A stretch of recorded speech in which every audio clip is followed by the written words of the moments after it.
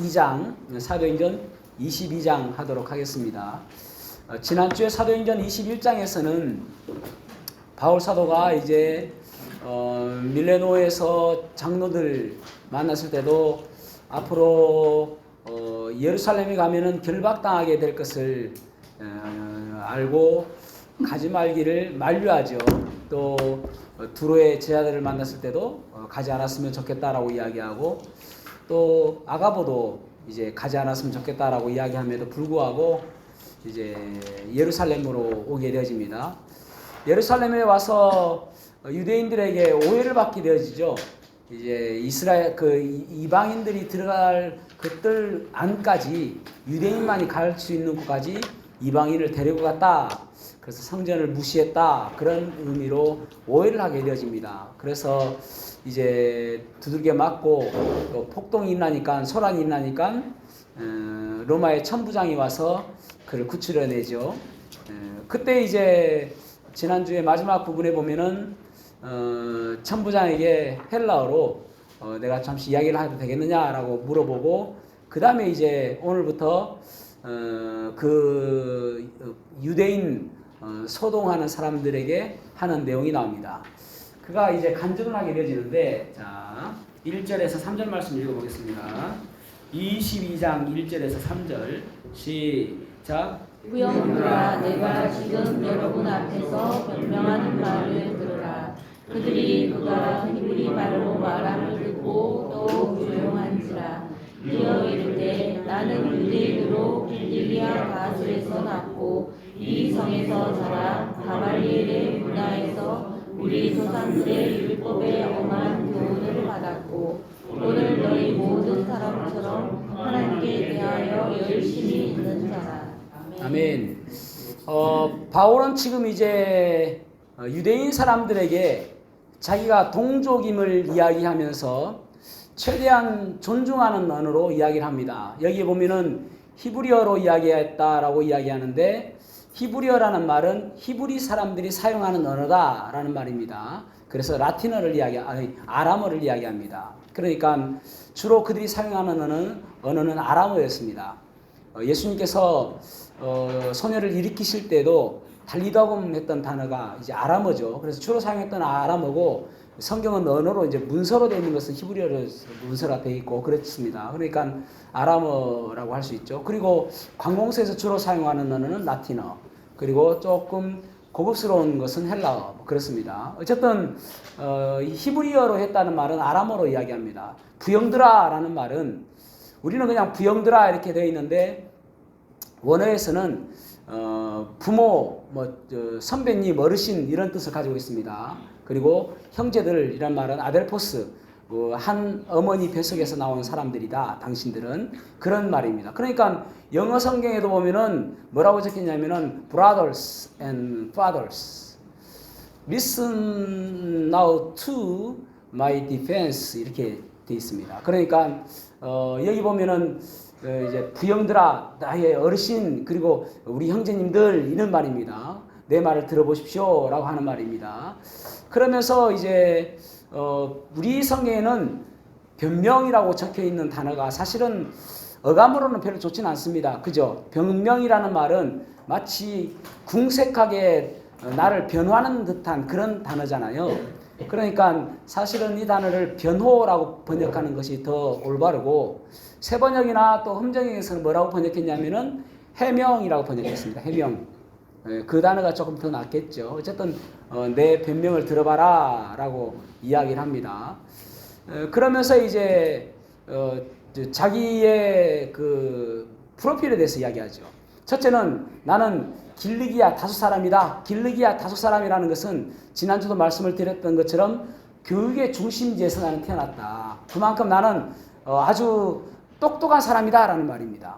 그러니까 공부를 많이 한 사람이다, 그런 말입니다. 그러면서 두 번째로는 가말리엘 문화에서 율법을 공부했다라고 이야기합니다. 가말리엘 문화면은요, 엄청나게 대단한 것이 무엇이냐면은, 그 당시에 이제 그 유대인들에게는 두 학파가 지배적으로 자리했습니다. 하나는 힐렐 학파, 하나는 샴마이.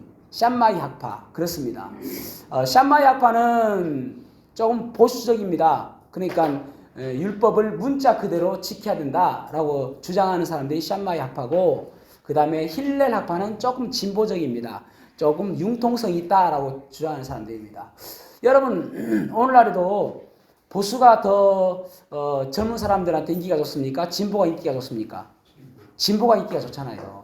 조금 더 융통성 있는. 그러니까 보수는 보통 5, 60대 나이 많은 사람들이 좋아하고 그렇지 않습니까? 그러니까 주로 그 당시에도 이 힐렐 학파가 많은 사람들의 인기를 얻었습니다. 그 힐렐 학파의 그 지도자가 바로 이 가말리엘입니다. 힐렐은 어떤 사람이냐면은 이제 힐렐 학파를 처음 창시한 사람이 힐렐이거든요. 힐렐은 가말리엘의 할아버지입니다. 그러니까 아버지가 시몬이고 시몬의 아버지가 힐렐입니다. 그러니까 얼마나 대단합니까? 그죠? 아니 그 정도면 엄청 대단하잖아요. 그 창시한 사람의 손자가 지금 제일 위에 있다란 말입니다. 그 사람한테 내가 배웠다. 여러분 그 당시에만 해도요, 가말리엘 그 학파에 들어가고 싶어가지고 줄을 서 있는 상태입니다. 자기 아이들, 자기 자녀들을 거기 넣고 싶어하고, 그리고 조금 이제 나이가 어린 애들은 그곳에 가고 싶어서 안달이란 말입니다. 그러니까 이 바울도 태어난 곳은 길리기아 다소인데 그가 자랐던 곳은 어디라고요? 예루살렘 성에서 자랐단 말입니다. 그러니까 이곳에서 가말리엘 문화에서 율법을 다 배웠다라는 말이에요. 그런데 아무나 또 갈 수 있느냐? 보통 1년에 줄을 서 있는데도 1년에 4-5명 뽑는 게 숫자가 그밖에 안 됩니다. 그리고 자격 기준이 무엇이냐면은 13세가 되었을 때에 토라, 창세기, 출애굽기, 레위기, 민수기, 신명기, 모세오경을 통째로 다 외워야 됩니다. 그러니까 우리는 한절 외우기도 어렵잖아요. 근데 그걸 다 통째로 외워야 되니까 너는 그렇게 되어져야 지원 자격이 되진다니까요. 그러니까 얼마나 대단합니까? 자기들이 유대교라고 하는데 이 끝발이 내가 가말리엘 문화생이야 라고 하면은 끝발이 대단하단 말입니다. 요즘에 영화 뜨고 있는 영화 있죠? 서울의 봄. 예, 우리는 기도하고 말씀만 보니까 몰라요. 괜찮아요. 예, 서울의 봄 요즘에 뜨고 있습니다. 어떤 내용이냐면은 12.12 사태에 관한 내용입니다. 그러니까 그때에 저지하려고 했던 사람들, 그리고 하나의 군부 세력들, 그러면서 이제 박정희 대통령 제거하고 뭐 이런 것들이 다 이제 12.12 사태의 내용에 대해서 영화한 것이 이제 서울의 봄이라는 영화입니다. 지금 여러분 그거 모르면은 어디 나가서 말하면은 아이고 당신 교회 다니구나 그렇게 할 거예요. 세상 물정 모르니까 천만을 지금 넘길까 말까 하고 있는 그 영화인데, 예. 그래서 그거 보면 제가 군대를 1986년도에 입대해가지고 1989년도에 제대했거든요. 그때 입대할 때는 전두환 전 대통령이 이제 대통령이었고, 중간에 이제 노태우 대통령이 이제 그 대통령이 됐습니다. 그때 군대에 있을 때 투표했거든요. 투표 어떻게 하는지 아십니까? 앞에 사람 있어요. 찍어? 다 노태우 찍어야 돼요. 안 찍으면 바로 잡혀갑니다. 어디로 잡혀가요. 그래서 노태우 다 찍어야 돼요. 어쩔 수 없이 노태우 찍어야 돼요. 제가 이제 군대에 있을 때에는 처음에는 이제 전두환 대통령이 대통령이니까, 전두환 대통령은 어디 소속이냐면 원래 어디 출신이냐면은 보안대 출신입니다. 보안대. 지금 보안대 있나 모르겠습니다. 그 보안대 이제 중사면은 별로 일반 보병부대에서는 별로 높은 거 아니거든요. 이제 뭐 보통 한 2년 정도 되면은 중사 달죠. 하사에서. 그런데 중사가 우리가 이제 그 M16 총을 사용했는데 M16 들고 다니면서 GOP 지역에서요. 꽝 날아가면서 꽝 총 쏴요. 빵 소리 납니다. 그 GP 같으면 난리 납니다. GOP도 난리 나거든요. 그러면은 무조건 총소리 나면 보안대로 연락을 해야 됩니다. 총소리 났다. 그러면 엄청 큰 사고거든요. 자기는 꽁잡는다. 그 총으로 쏘고 다닌다니까요. 전방에서. 그 정도로 끝발이 좋아요. 아무도 손 못 대요. 연대장도 손 못 대고. 그때가 이제 전두환 대통령 때. 전두환 대통령이 끝나고 나서 노태우 대통령이 되니까, 노태우는 어디 출신이냐면 헌병대 출신입니다. 헌병대 끝발이 끝내주는 거예요. 아무도 갈지 마고야. 헌병대가. 세상은 그렇잖아요. 완장 하나 차면 얼마나 끝발 좋습니까? 그러니까 사실은 바울을 하면은요, 그만큼 끝발이 좋은 사람입니다. 나는 여러분들하고 똑같은 유대인인데 사실은 여러분과 다른 사람입니다. 그런 이야기를 하고 있는 거예요. 그러면서 세 번째로는 뭐라고요? 나의 프로필과 대해서 가장 중요한 것이 무엇이냐면은 나는 하나님에 대해서 열심히 했던 사람이다. 그 어떤 사람도 내 열심을 못 따라온다라는 거예요. 그러면서 여러분 빌립보서 3장 보십시오. 3장 5절 6절이죠. 자, 3장 5절 6절 읽어보겠습니다. 시작. 나는 8일 만에 할례를 받고 이스라엘 족속이요 베냐민 지파요 히브리인 중에 히브리인이요 율법으로는 바리새인이요 열심으로는 교회를 박해하고 율법의 의로는 흠이 없는 자. 아멘. 자, 여기 보십시오. 바울은 자기는 히브리인 중에 히브리인이고 바리새인이면 여러분 얼마나 대단합니까? 바리새인이면은 그 당시에 최고 많았을 때가 한 6천 명 된다고 그래요. 바리새인은 그 당시에 그 모든 것들을 다스리는 사람들이었습니다. 그러니까 종교 지도자들. 가말리엘은 사내들인 공회 회원이거든요. 가말리엘은. 공회 회원은 몇 명으로 구성되어 있냐면 70명으로 구성되어 있습니다. 그리고 의장은 대제사장입니다. 그러니까 70명은 사두개인과 바리새인으로 주로 이렇게 구성이 됐단 말입니다. 그러면은 그것은 그 사람들은 사법기관이고 행정기관입니다. 그러니까 재판도 할 수 있어요. 그 백성들을. 그만큼 끝발이 좋은 사람들인데 그 가운데 진치는 사람들이 바리새인이단 말입니다. 그러니까 나는 바리새인 중에 바리새인. 그러니까 여기 유대인들이 바리새인 아닌 사람 많아요. 나는 바리새인 중에 바리새인이다라고 이야기하고 있는 거예요. 그러면서 또 나는 베냐민 지파다. 베냐민 지파는 이스라엘 초대 왕이었던 사울이 속했던 지파. 베냐민 지파다. 이러니까 그러면서 나는 율법으로는 흠이 없는 자다. 율법의 의로는 나는 흠이 없는 자다라고 이야기한단 말입니다. 그만큼 다른 사람들이 나를 볼 때는 흠을 못 찾을 정도로 부족함이 없는 사람이었다라는 것입니다. 그런데 그가 어떤 사람이었습니까? 그가 예수 그리스도를 만남으로 인해서 예수 그리스도를 닮아감으로 인해서 어떻게 이야기해요? 너희들은 나를 본받으라 라고 이야기하잖아요. 내가 그리스도를 본받는 것 같이 너희들은 나를 본받으라 라고 이야기하잖아요. 여러분 사실 얼마나 대단하면은 나를 본받으라는 말 우리 할 수 있습니까 여러분? 저는 우리 아이들한테는 그렇게 할 수 있어요. 너희들 아버지만큼만 살아라. 저는 뭐 최선을 다해서 열심히 살아가고 있으니까 아버지만큼만 살아라 라고 말할 수 있습니다. 그런데 제가 여러분들한테는 여러분 저를 본받으십시오 그런 말 못합니다. 저는 단지 그리스도를 가리키는 손가락이지 그리스도가 아니다 말입니다. 손가락이 불과해요. 저것을 보십시오. 저 그리스도를 보십시오. 예수님을 보십시오. 가리키는 손가락이죠. 그런데 그리스도를 나를 본받아라라고 이야기하는 못한단 말입니다. 그런데 바울사도는 그만큼 자신 있는 사람이었어요. 그만큼 대단한 사람이었단 말입니다. 그러니까 지금 유대인들에게 내가 그런 사람이었습니다 라고 이야기하는 것입니다. 그러면서 자 고린도후서 11장 22절 23절 읽어보겠습니다.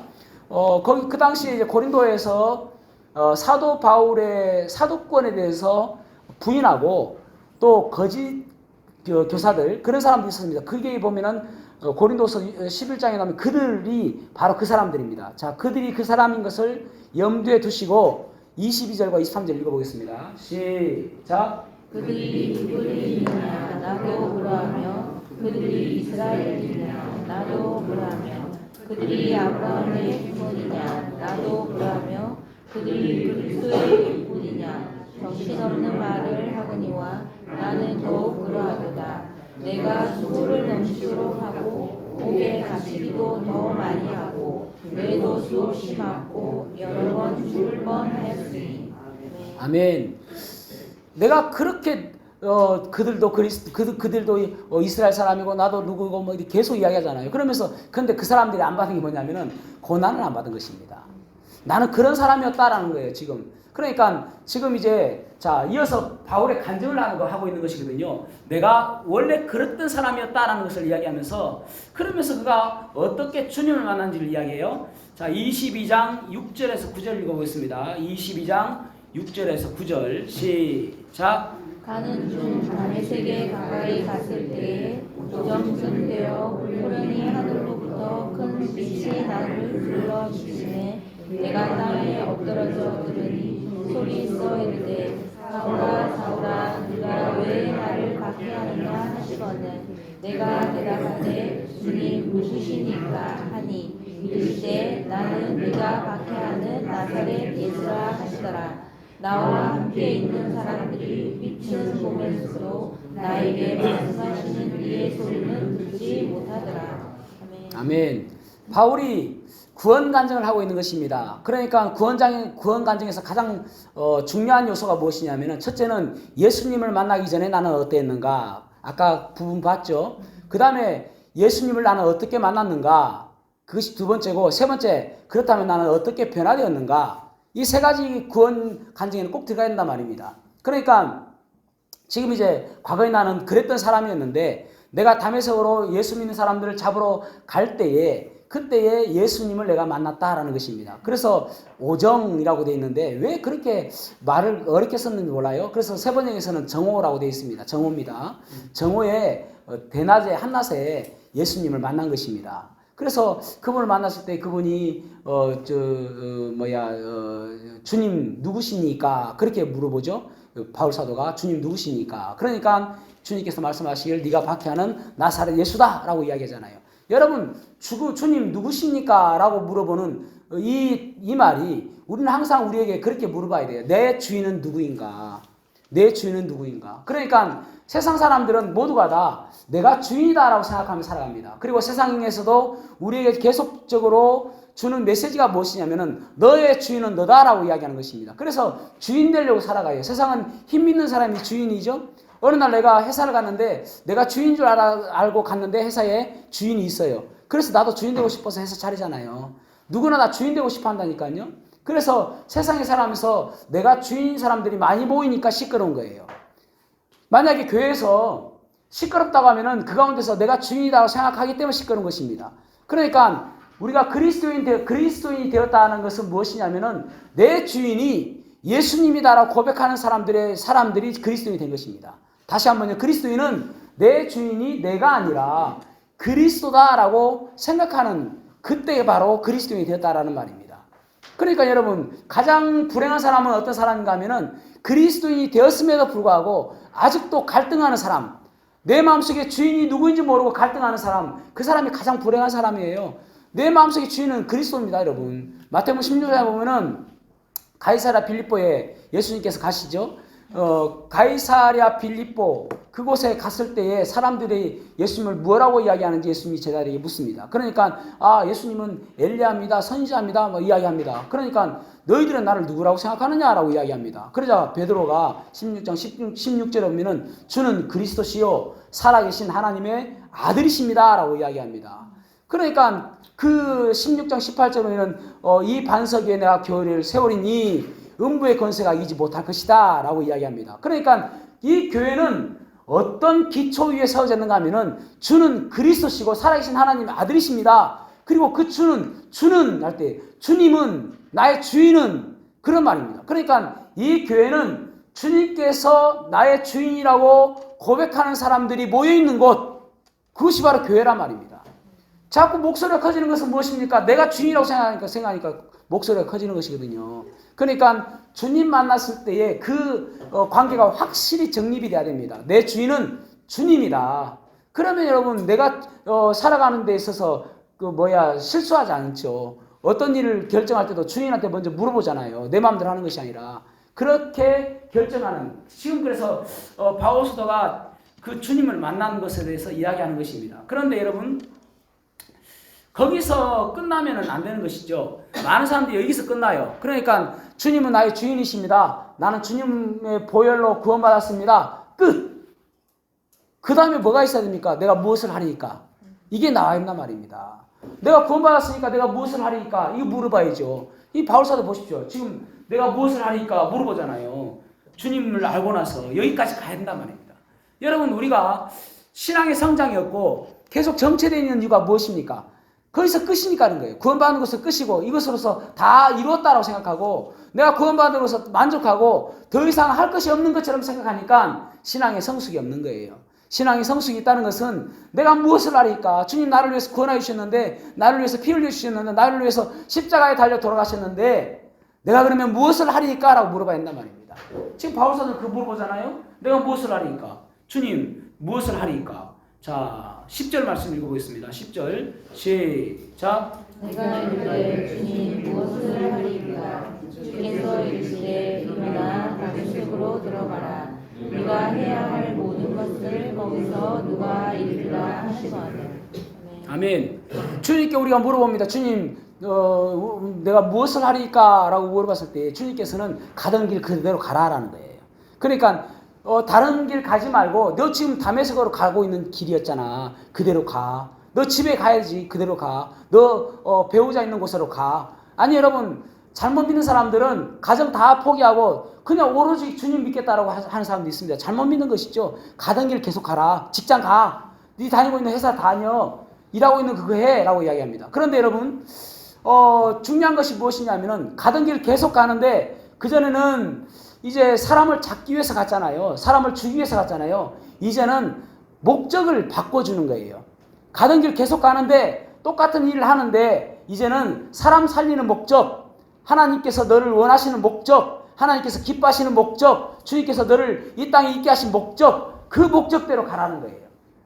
바뀌었죠. 똑같은 길을 갔는데 다메섹으로 가요. 그런데 그전에는 사람을 죽이러 갔는데 이제는 사람을 살리러 가는 것이고 예수님의 증인되기 위해서 가는 것이고 예수님을 증언하기 위해서 가는 것이에요. 침례받으러 가는 것이에요.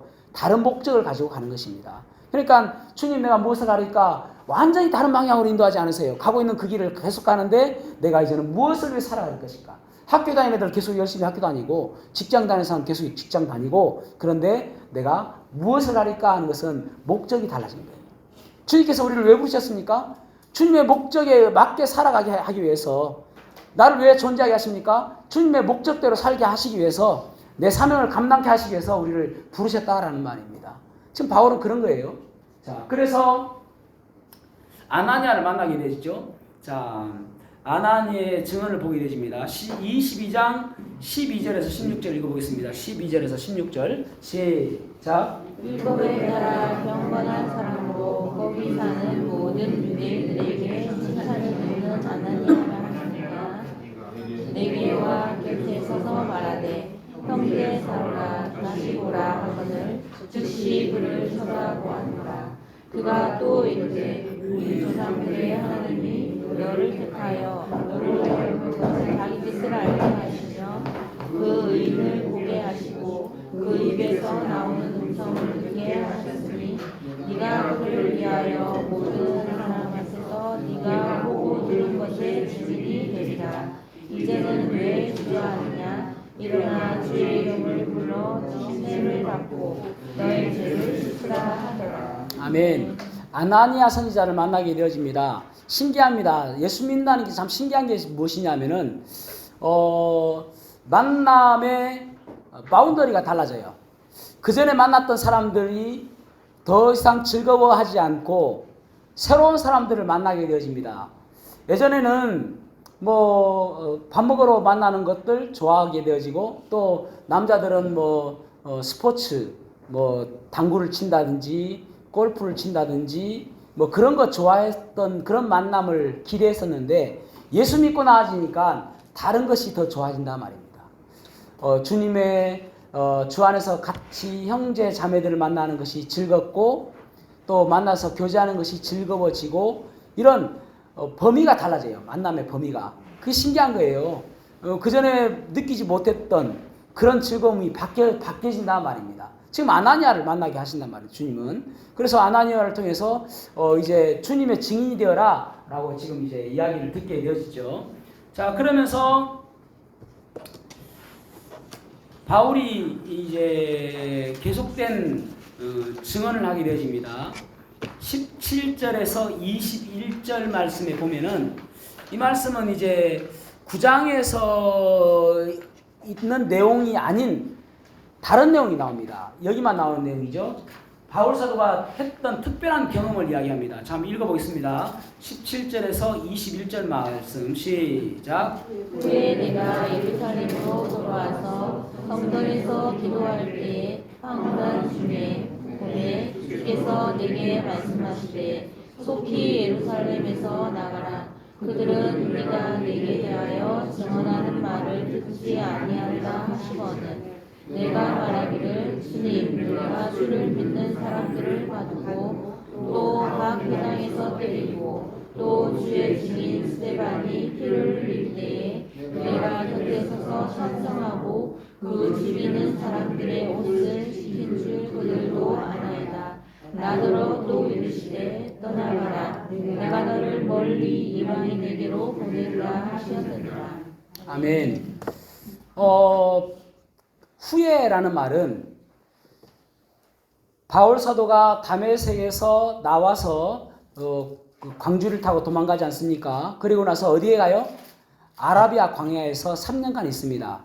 이게 갈라디아서 1장 17절, 19절 말씀인가? 아마 17절, 18절 말씀 같습니다. 거기 나옵니다. 그러니까 아라비아 광야에서 3년간 있다가 예루살렘에 갑니다. 그런데 그 예루살렘에서 어떤 일이 있었는지를 가르쳐주고 있는 거예요.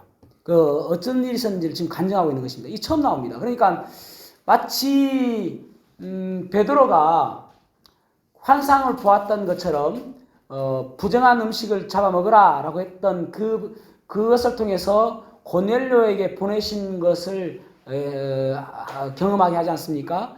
그와 마찬가지로 이 바울도 환상을 보는 그런 경험을 하는 내용을 지금 증언하고 있는 것입니다. 그러니까 지금 여러분 우리가 어쩌면은 바울 사도는 지금 바울 사도 뭐 떠나라고 하는 것이거든요. 예루살렘에서 떠나라. 그런데 바울 사도는 여기가 자기 나와바리예요. 그죠? 아니 자기는 여기서 자랐잖아요. 태어나진 않았지만 오랫동안 자랐지 않습니까? 그리고 사람들도 자기가 스데반을 잡아 죽이는 것도 보았고 핍박하는 것도 보았는데 이렇게 변화됐지 않습니까? 그러니까 아니 주님 여기에 있는 것이 더 복음 전하기가 더 좋지 않겠습니까? 내 변화된 모습 보십시오. 180도 바뀌었잖아요. 그러니까 여기 있어야 되죠. 그렇게 이야기하고 있잖아요. 그래 떠나라고요. 떠나라. 여기 있지 말아라. 떠나라 이야기하잖아요. 왜냐하면 너는 이방인들을 위해서 내가 보내는 사람이기 때문에 여기 있어서는 안 된다라고 하는 것입니다. 여러분 여기에서 우리가 순종이라는 것을 볼 수가 있는 거예요. 그러니까 내가 너무나도 합리적이고 내가 너무나도 이성적이라고 생각해서 내 생각이 맞다라고 자꾸 생각하는 거예요. 그런데 여러분 75세에 아브라함을 부르셨을 때에도 그는 갈 바를 알지 못하고 떠났습니다.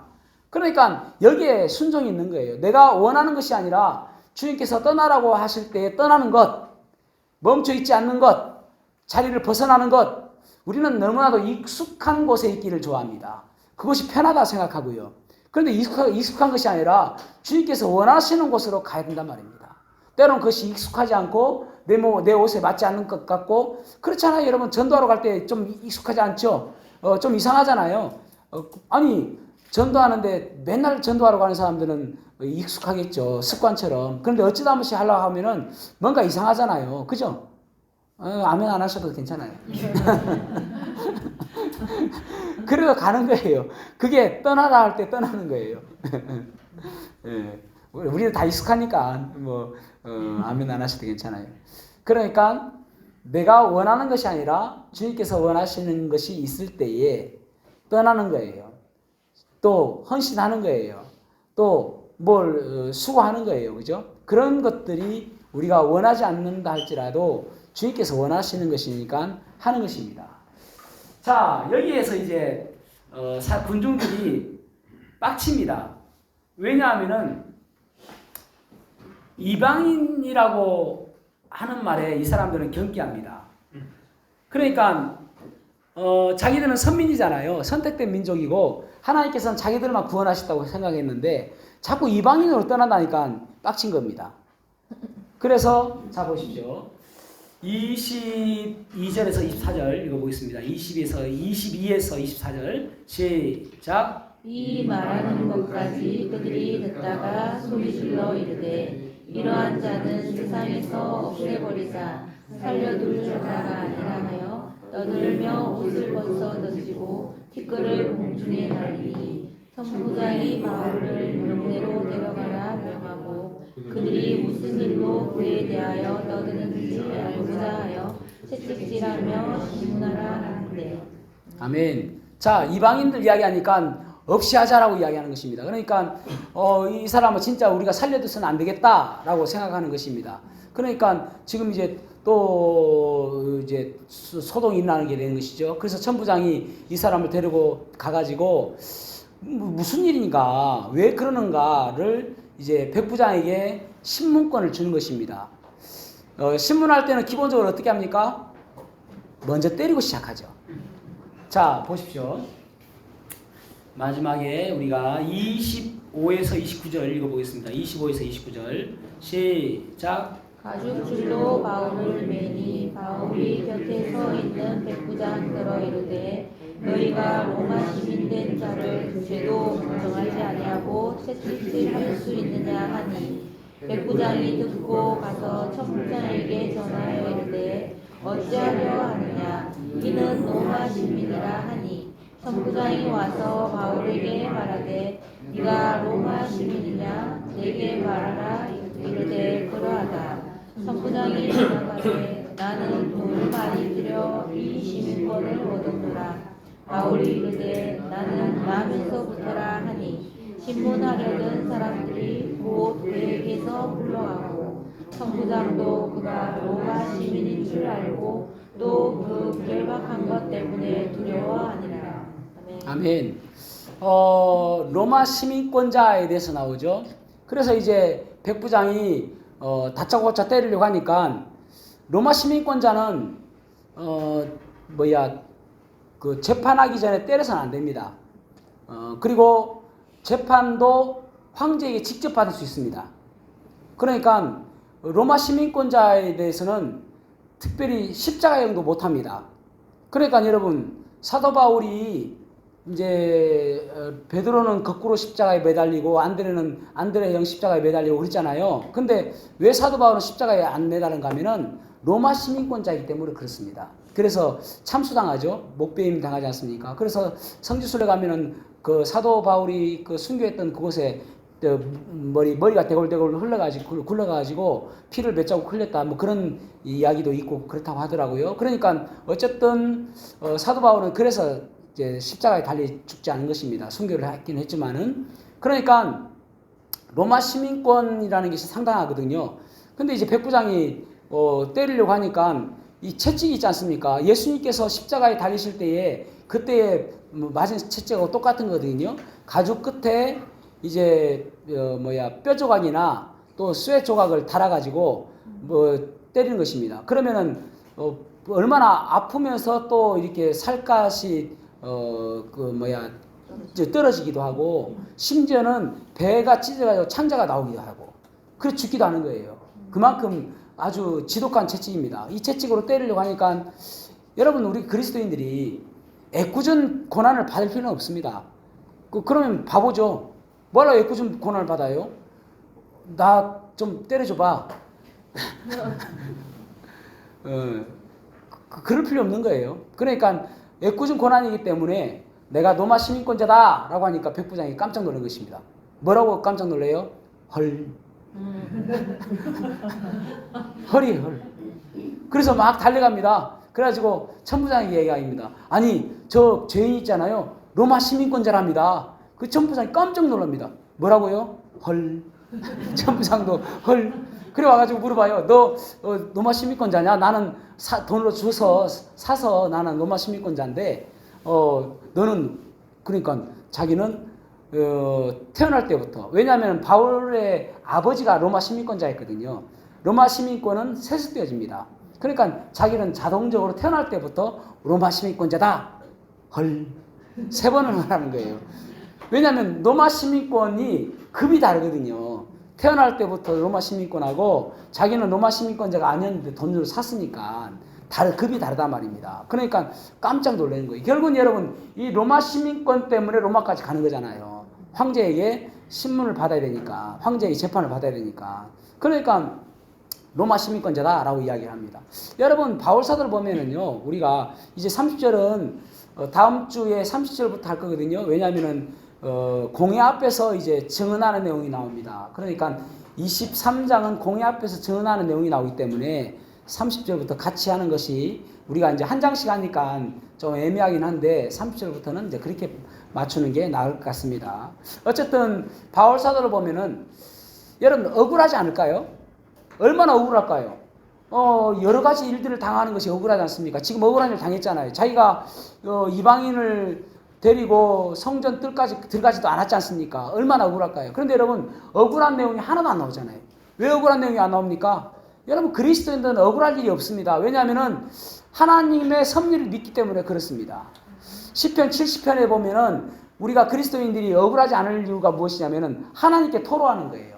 주여 내 소리를 들어주셔서 나를 도와주셔서 시편 70편하고 시편 40편하고 똑같은 내용이 기록되어 있거든요. 그러니까 그런 주님께서 나를 좀 돌봐주십시오. 나를 좀 봐주십시오. 그렇게 이야기한단 말입니다. 그렇게 하나님 앞에서 우리가 토할 수 있고 토로할 수 있기 때문에 우리는 억울하지 않는 거예요. 그리고 하나님께서 우리와 함께 하시고 우리 가운데 하나님께서 베푸신 섭리를 우리는 믿고 있으니까 요셉 보십시오. 요셉이 어디 나는 너무 억울하다. 그런 이야기가 어디 있습니까? 요셉은 억울하게 그 노예로 팔려갑니다. 그리고 억울하게 2년 동안 옥살이 합니다. 얼마나 억울해요. 그런데 형들을 만났을 때 뭐라고 이야기합니까? 우리들을 구원하시기 위해서 당신들보다 나를 먼저 보냈습니다. 이것이 하나님의 섭리다라고 이야기하잖아요. 그것을 우리가 믿고 살아가는 거예요. 그래서 억울하지 않는 것이죠. 그리고 바울 사도는 항상 무엇을 생각하고 있냐면은 어떻게 하면 그리스도가 증거되어질까 생각하는 것이 온통 마음속에 그리스도밖에 없어요. 그러니까 억울할 일도 없는 거예요. 온통 그리스도가 가득 차 있으니까. 여러분 그 강물이 엄청 넓잖아요. 그 가운데 뭐 잉크물 방울 한 방울 딱 떨어뜨려서 못 먹습니까? 저기서 먹으면 되잖아요. 넓으니까. 그만큼 내 마음이 얼마나 넓으냐에 따라서 내 마음에 어떤 것이 떨어진다 하더라도 그것이 다 희석되어 버리잖아요. 아주 좁으면 어때요? 물컵이 있는데 물컵에 잉크 한 방울 딱 떨어뜨리면서 이거 먹어보세요. 안 먹겠습니까? 안 먹죠. 희석될 공간이 안 되니까. 내 마음이 넓어 있는데 오직 온통 예수 그리스도로 가득 차버리면은 내가 왜 살아가는가? 그것을 알게 되어지면은 억울할 틈이 없는 거예요.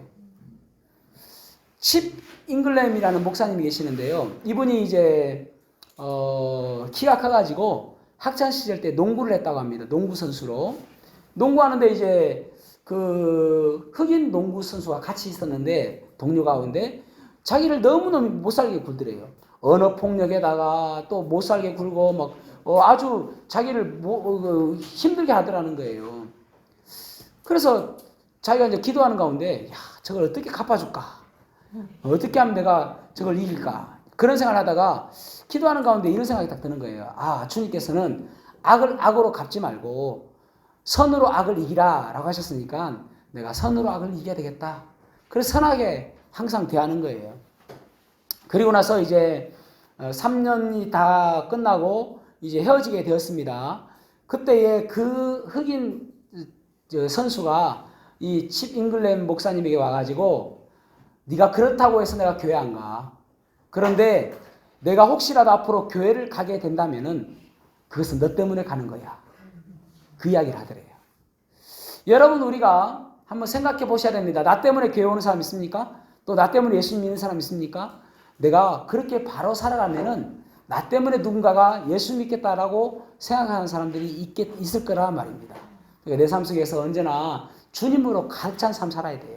그래야 마치 스펀지가 물을 먹었을 때에 그냥 툭 쳐도 물이 나오듯이 내가 예수 그리스도가 가득 차 있어가지고 툭 쳐도 예수, 툭 쳐도 예수 나와서 많은 사람들의 예수의 향기를 날리는 바울사도 같은 그런 삶 살아가시기를 주님의 이름으로 축복합니다. 기도하시겠습니다.